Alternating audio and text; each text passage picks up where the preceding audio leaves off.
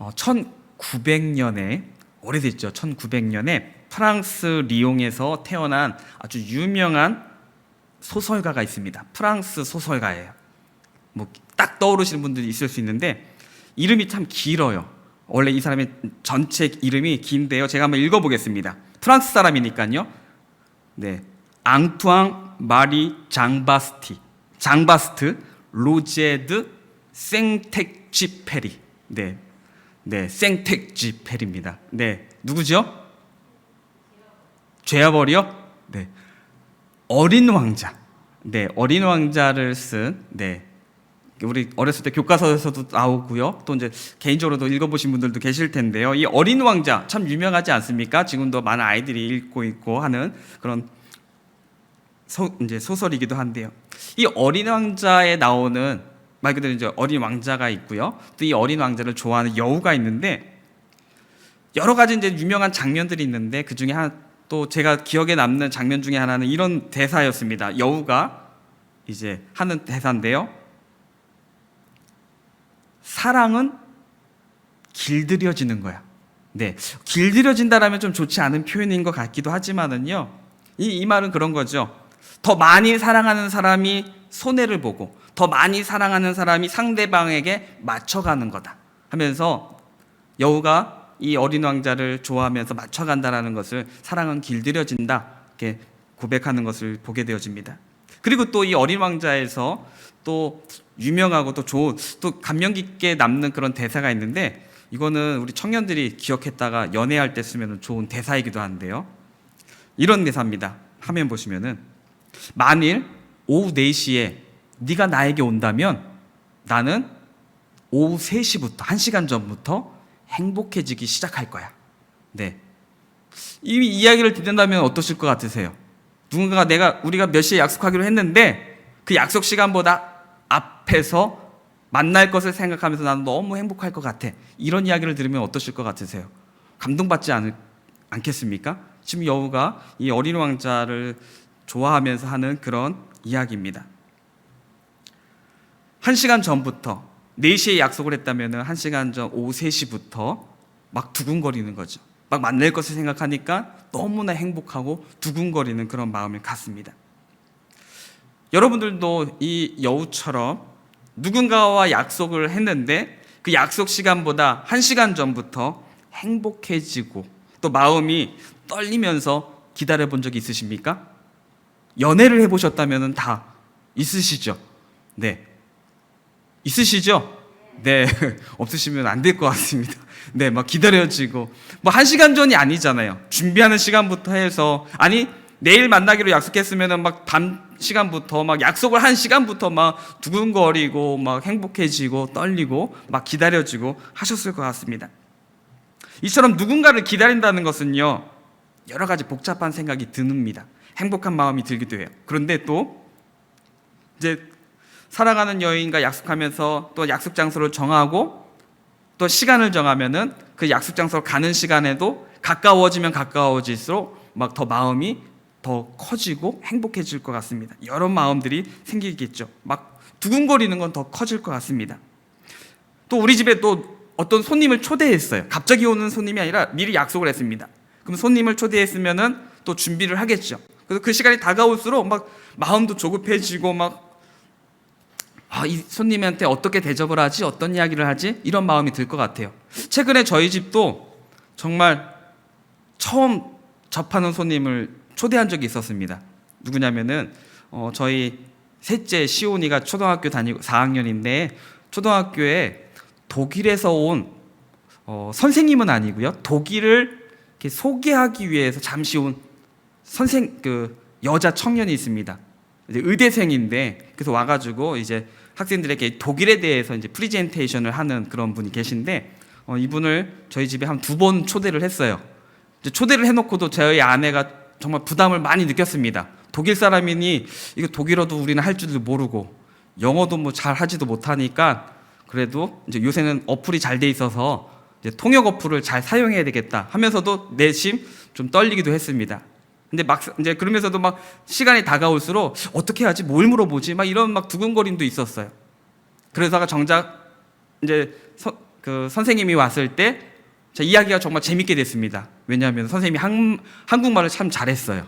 그래서 네, 어려움 없이 막 농담도 하고 이야기도 하고 정말 어려운 말은 네, 이제 통역 어플을 사용해서 이제 이야기를 하고 이제 그렇게 했습니다.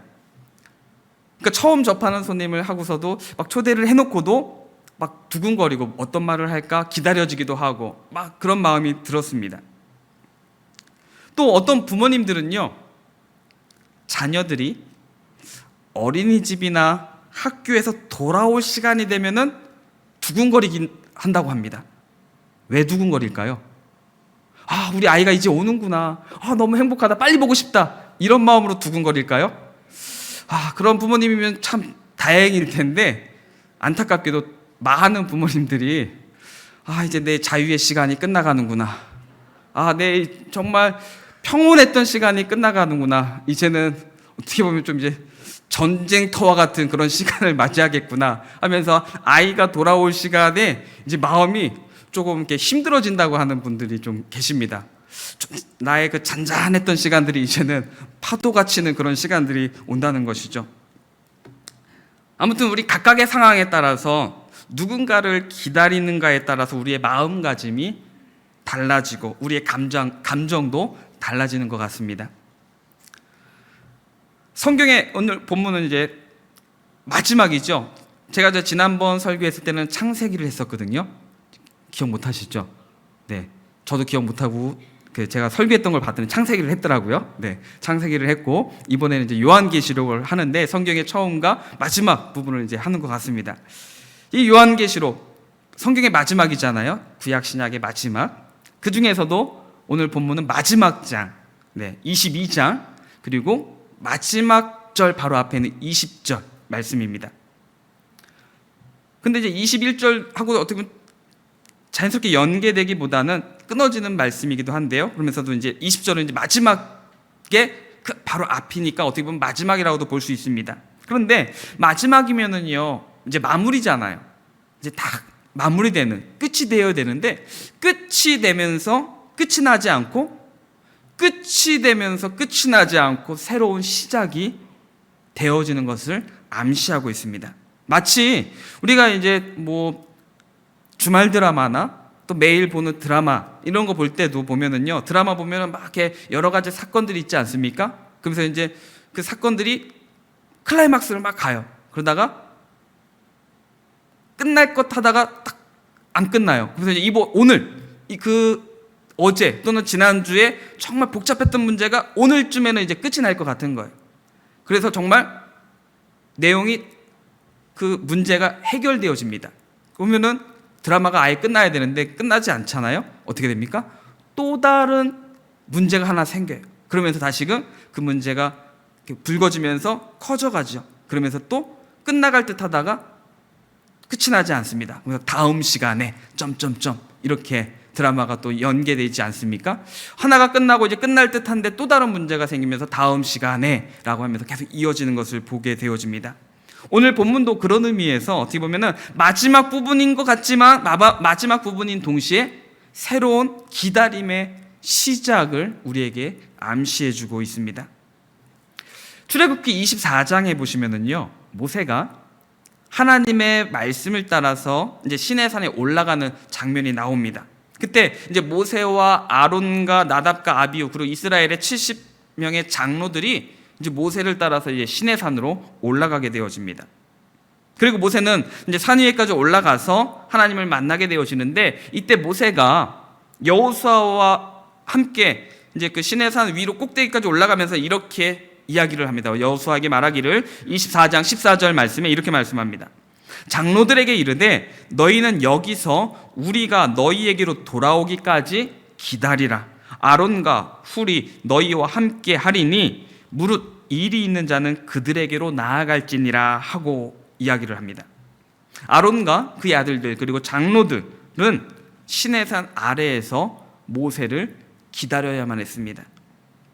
모세가 돌아와서 무엇을 말할지 또 어떻게 행할지를 궁금해하면서 언제 돌아올지를 모르는 가운데 어서 돌아오기를 기다리게 되어집니다.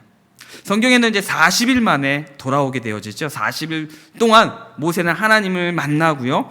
또한 반대쪽에서는 40일 동안 모세를 기다리고 있습니다. 그리고 이제 모세와 여호수아가 40일이 지나서 시내산에서 내려오게 되어집니다. 그때까지 장로들은 하염없이 기다리고 있어야만 했습니다. 그리고 기다린 결과 이 아론과 또 그의 아들들과 장로들은요, 무엇을 확인하게 되죠? 하나님의 십계명을 이제 함께 확인하게 되어집니다. 누구를 기다린다는 것은요, 우리는 다 한 번쯤은 기다려보지 않았습니까? 기다리는 것. 이 누군가를 기다린다는 것은 여러 가지를 요구합니다. 누군가를 기다릴 때 우리는 그 누군가가 돌아올 때까지의 시간이 필요합니다. 바로 오는 것이 아니라 돌아올 때까지의 그 시간이 필요합니다. 그리고 또 언제 올지를 모르기 때문에 인내가 필요합니다. 물론 이제 약속을 정해놓은, 시간을 정해놓은 기다림도 있겠지만은 시간을 정해놓지 않은 기다림 같은 경우는 인내가 필요하죠. 언제 올지 모르니까요. 포기하지 않고 기다리는 마음이 필요합니다. 우리가 이렇게 기다리는 가운데 기다림으로써 원하는 결과를 얻을 때도 있습니다. 내가 기다리는 만큼 결과가 좋을 때도 있습니다. 기다렸던 대로, 내가 원하는 대로 되어질 때도 있습니다. 하지만 기다렸지만 원하는 대로 되지 않을 때도 우리 인생에는 참 많이 있지 않습니까? 올해도 산불이 많았고 작년에도 이렇게 불이 참 많이 났습니다. 뉴스에 보면은 불이 참 많이 났는데, 작년에 여기 옆에 경기도 이천에서 큰 물류창고에서 큰 화재가 난 적이 있었습니다.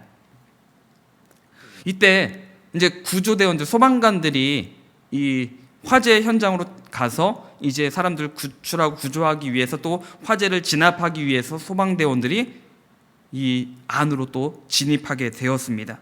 그러다가 이 구조대장이었던 김동식 소방관이 이제 실종이 된 거였습니다. 이제 이미 뉴스를 통해서도 접하시는 분들은 아시는데요. 그런데 거의 이틀, 47시간 만에 이제 찾게 되어졌습니다. 근데 안타깝게도 이 김동식 구조대장은 이제 이미 숨을 거둔 상황이었습니다. 47시간 만에 찾았는데 그 입구에서 한 50m 정도 떨어진 거리에서 쓰러져 있었다고 합니다. 근데 이 실종된 이 구조대장을 이제 그 식구들이나 또는 동료들은 기다리지 않겠습니까? 당연히 이제 막 제발 무사히 돌아오기를, 찾기를 막 기다렸을 거예요. 누구라도, 또 우리도 그런 뉴스를 접할 때 제발 안전하게 살아서 돌아왔으면 좋겠다. 모르는 사람이지만 그런 뉴스를 접하면 당연히 그런 마음 들지 않겠습니까? 그런데 47시간이 지났을 때, 찾았을 때 안타깝게도 이 김동식 소방경은 이미 숨을 거둔 상황이었습니다. 누구나 살아있기만을 바라면서 기다렸지만 원하는 대로 되지 않을 때도 있습니다. 이것은 우리 인생에도, 우리 또 개인적인 일 속에서도 그렇지 않습니까? 막 기다리면서 잘 됐으면 좋겠는데 내가 원하는 대로 되지 않을 때도 있다는 것입니다. 그러나 오늘 본문의 기다림은요, 우리가 원하는 기다림이라는 것입니다. 이것이 우리가 원하는 대로 될까? 우리가 원하는 대로 되지 않으면 어떡하지? 알 수 없는 기다림이 아니라 우리가 원하는 기다림이라는 것입니다. 그리고 다시 오실 분이 약속하신 대로 이루어지는 그 순간을 기다리는 것입니다. 내가 그냥 나 혼자 막연히 기다리는 것이 아니라 약속하신 분이 계시고 그 약속하신 대로 이루어지는 것을, 그 순간을 기다리는 기다림이라는 것입니다. 우리 예수님께서는 감난산에서 하늘로 이제 승천하실 때 다시 오시겠다고 약속하셨습니다. 그리고 예수님께서는 아버지께로 가시는 그 이유가 뭐라고 말씀하십니까? 거처를 예비하러 가신다라고 말씀하십니다. 요한복음 14장 3절에 보시면 이렇게 말씀하시죠. 가서 너희를 위하여 거처를 예비하면 내가 다시 와서 너희를 내게로 영접하여 나 있는 곳에 너희도 있게 하리라. 아멘. 가시는 이유가 뭐라고요? 거처를 예비하시고 다시 오시겠다는 겁니다. 그리고 우리도 우리를 영접하여 주셔서 주님 계시는 곳에 우리도 거할 수 있게 해주신다는 것입니다. 다시 오시겠다, 다시 오겠다고 말씀하십니다. 우리를 위한 거처를 예비하신 이후에, 그리고 반드시 다시 오실 것이라고 약속하셨습니다. 예수님은 3년의 그 공생애를 사시는 동안에 말씀하신 대로 다 이루신 분입니다. 그리고 또한 십자가의 그 사건도 이미 약속하셨고, 부활도 약속하셨고 말씀하셨고 말씀대로 다 이루셨습니다. 그리고 십자가의 죽음을 이기시고 부활하시고 승천하시면서 마지막으로 약속을 하셨습니다. 그리고 그 약속을 반드시 오시겠다고 말씀을 하고 있다는 것이죠. 그러므로 오늘 우리는요, 주님께서 다시 오실 그날을 기다리는 것이죠. 오늘 우리는 기다리는 인생을 살고 있습니다. 그런데 기다릴 때 이제 어떤 마음으로 기다리냐라는 것입니다. 오면 좋고 안 오면 안 와도 크게 아쉬울 것 없는, 지금 너무나 행복하고 너무나 좋으니까 늦으셔도 괜찮고 잊으셔서 안 오셔도 괜찮은 그런 기다림이 아니라, 주님 오실 날을 하루하루 설레는 마음, 두근두근거리는 마음으로 기다려야 한다는 것이죠.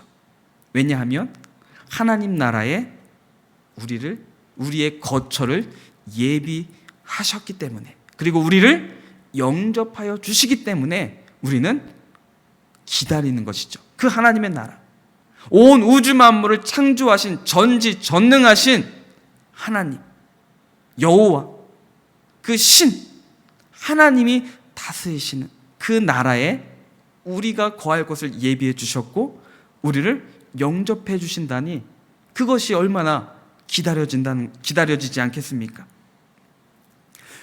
어린 왕자를 기다리는 여우의 마음같이 1시간 전부터 행복하고 설레는 마음으로 오늘 우리도 주님을 오시기를 기다려야 할 줄로 믿습니다. 그런 마음으로 우리 또한도 예배도 그렇게 준비하시고 예배의 자리도 그렇게 나오시기를 바라겠습니다. 예배 자리에도 준비하실 때도 그런 주님의 말씀으로, 또한 주님이 나에게 어떤 위로를 주시고 은혜를 주실까 하는 기대와 설레는 마음으로 예배가 준비되어지고, 또 예배가 그런 자리가 되었으면 좋겠습니다. 어쩔 수 없이 얼굴 도장 찍으러 출석하러 오는 자리가 아니라 정말 두근거리는 마음으로, 설레는 마음으로 이 자리를 채우며 나아가시기를 바라겠습니다. 그럴 때 그 마음에 하나님이 주시는 은혜가 충만하기를 간절히 소망합니다. 그런데요, 딱 이렇게 좋게 얘기하고서 또 그런데요 하면 좀 뭔가 이상하죠? 네, 한 가지 문제가 있습니다. 아니, 그럼 설레는 마음, 두근거리는 마음으로 기다려서 주님이 은혜를 베풀어 주면 좋은데 문제가 하나 있다는 거예요. 무엇일까요?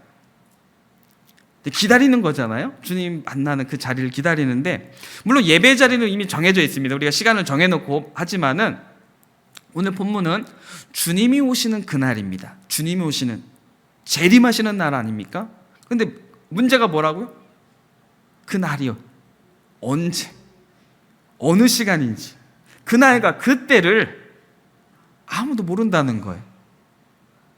딱 시간 몇 월 며칠 몇 시 시간을 정해놓으면은 막 두근거리면서 그날 하루하루 갈수록 막 하루 달력을 지우면서 막 기다릴 텐데, 그날과 그때를 모르니까 두근거렸던 마음도 이제는 어때요? 남편분과 아내와 연애할 때 두근거렸던 마음이 지금도 두근거리십니까? 계속 시간이 계속 가다 보니까 그 두근거리는 마음이 우리는 적어졌습니다. 안타깝게도. 아까 이제 아이를 제가 비유로 들었는데, 어떤 분들은 이제 남편이 퇴근할 시간이 되면은 또 이제 한숨부터 나오신 분도 또 저녁도 챙겨야 되고 신경 쓸 것도 많고 막 이런 하소연을 하죠. 주님이 오시는 그 시간도 막 이렇게 되면 안 되지 않겠습니까? 우리는 그날과 그때를 모르면서 처음에는 막 기다려졌지만 그때가 이제는 오면 좋고 안 오면 어쩔 수 없는 그런 마음이 아니라, 그 날과 그때를 모르지만 그날이 오늘이기를, 그날이 내일이기를 바라는 마음으로 날마다 사모하며 두근거리는 마음으로 나아가야 될 줄로 믿습니다. 그래서 사도 바울은요, 골로새서 4장 2절에서 주님께서 다시 오시는 그날까지 어떻게 해요? 기도를 계속하고 기도에 감사함으로 깨어있으라 라고 말씀하고 있습니다. 깨어있으라고요. 그날과 그때를 알지 못하니까 기도하면서 늘 하나님과 교제하면서 깨어서 감사함으로 깨어있으라라는 것입니다. 예수님께서도요, 누가복음 21장 36절에서 이렇게 말씀하셨습니다. 이러므로 너희는 장차 올 이 모든 일을 능히 피하고 인자 앞에 서도록 항상 기도하며 깨어있으라 하시니라. 항상 기도하며 깨어있으라 라고 예수님께서도 말씀하십니다. 마태복음 24장 42절에서도 이렇게 말씀하세요. 그러므로 깨어있으라. 어느 날에 너희 주가 임할는지 너희가 알지 못함이니라. 그날과 그때를 알지 못하지만은 늘 깨어있으라고 말씀하십니다. 영적으로 주님과 교제하면서 삶 속에서 하나님과 교제하는 삶으로, 거룩한 삶으로, 구별된 삶으로 깨어있으라라고 말씀하십니다. 자, 그러면 이제 오늘 본문 말씀을 다시 한번 보겠습니다. 오늘 본문 요한계시록 22장 20절 말씀을 우리 다 같이 한번 읽겠습니다. 시작. 이것들을 증언하신 이가 이르시되 내가 진실로 속히 오리라 하시거늘 아멘. 주 예수여 오시옵소서. 아멘. 주님께서 진실로 속히 다시 오시겠다고 말씀하셨습니다. 그리고 성도들은 뭐라고 대답해요? 아멘. 주 예수여 오시옵소서 대답합니다. 다른 누구도 아닌 우리의 구원자이신 특별하신 예수님께서 다시 오실 때 우리의 마음은 어떨까요? 특별하신 분이 오시니까 우리의 그 기다림도 특별한 기다림, 특별한 마음으로 기다려야겠죠. 여러분, 손님들이 여러 명 있습니다. 그러나 그 손님 중에도 우리 기준에서 볼 때 나름대로 특별한 손님, 좀 죄송한 표현이지만 덜 특별한 손님, 그냥 보통 손님, 좀 친한 그냥 괜찮은 손님, 이제 이런 손님들 있잖아요. 또 불편한 손님도 있고요. 나름대로 이렇게 합니다. 그럼 예수님은 우리에게 어떤 손님입니까? 어떤 기다림을 가지고 있는 분이십니까? 예수님은 우리에게 정말 특별한 분 아닙니까? 우리에게 구원을 주신 분 아니에요? 정말 이 세상에 어떤 것보다 비교할 수 없는 분 아니십니까? 특별하신 분입니다. 특별하신 예수님께서 오실 때 그분을 기다리는 우리의 기다림 또한 특별한 기다림, 특별한 준비가 되어야 되지 않겠습니까? 그 손님에 맞는 준비가 되어야 되지 않겠습니까? 주님께서 다시 오실 때 우리는 아름다운 모습의 왕을 보게 될 것입니다. 예수님이 처음 오셨던 그 초림하실 때 마국간에서 태어나고 말 구유에 누이셨던, 인간적으로 볼 때는 연약하고 초라하고 또 냄새가 나는 그런 곳이지만 재림하시는 예수님은요, 아름다운 모습으로 오실 것입니다. 천군 천사와 함께 우리 아까 찬송했던 것처럼 나팔소리 호령하시는 가운데 영광의 주님을 우리는 보게 될 것입니다. 어린 아이가 아니라 심판주로, 구원자로, 만왕의 왕으로 오실 것입니다. 주께서 다시 오실 때 우리의 눈에서 우리의 눈물을 닦아주실 것입니다. 우리의 여러 가지 고민들, 어려움들, 또는 우리 가운데 있는 많은 힘들었던 일들, 억울함들, 그 모든 눈물들을 주님께서 닦아주실 것입니다. 진정한 위로와 평강을 우리에게 주실 것입니다. 그러므로 그날을 우리가 정확히는 알 수 없지만 주님 오심을 기다리며 어린 왕자에게 말했던 여우같이 지금부터 내가 말씀을 보면서 예수님 오실 그날 기다리면서 행복한 마음으로 주님 오시기를 기다리는 우리 모두가 되시기를 바랍니다. 그래서 주님 다시 오실 때까지 이 믿음의 길 넓습니까? 좁습니까? 너무나도 좁지요. 세상의 길은 너무나 넓고 길도 많아요. 그런데 이 믿음의 길은 좁고 하나밖에 없습니다. 이 좁은 문을 지나고 좁은 길을 걸으면서 이 믿음 잘 지켜나가시기를 예수님의 이름으로 간절히 소망합니다. 그렇게 행복한 마음으로 우리가 특별한 주님을 기다릴 때 우리 주님께서 우리에게 또한 특별한 은혜와 평강으로 우리를 만나 주실 줄로 믿습니다. 그 마음으로 하루하루 또한 그냥 힘들게 견디는 인생이 아니라 두근거리는 마음으로, 행복한 마음으로 하루하루를 주님의 날을 소망하며 주님 만날 것을 기대하시며 살아가는 우리 수원서부교회 모든 성도님들 되시기를 예수님의 이름으로 축원합니다.